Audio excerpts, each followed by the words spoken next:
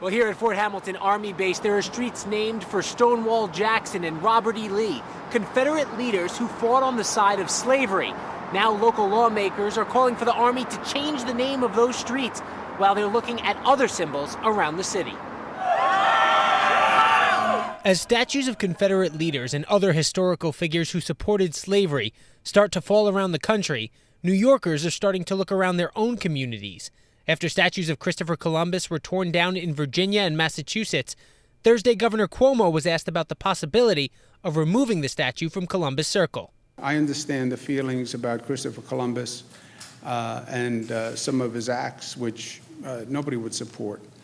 But the statue has come to represent and signify appreciation for the Italian-American contribution to New York.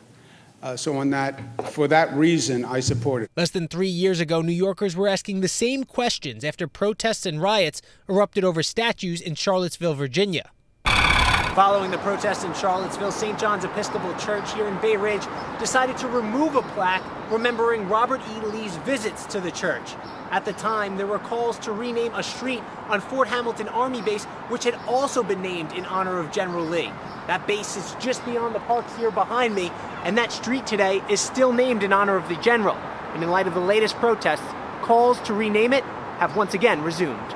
His name should be taken off everything in America, period. Congressional Representatives Max Rose and Yvette Clarke have also reached out to Defense Secretary Mark Esper, calling on the Army to rename General Lee Avenue and Stonewall Jackson Drive on the base. This as President Trump has rejected calls to rename other military bases around the country. Historian Ron Schweiger says taking down statues and signs won't erase these figures from history. They represent a part of history, whether it's New York history or American history. Whether you like it or not, what they thought of, what they did, it's still part of the history. Although he says now is the time to have the conversation. It depends upon the person, what they did, how much of the history is involved behind it. It's worth discussing, definitely worth discussing.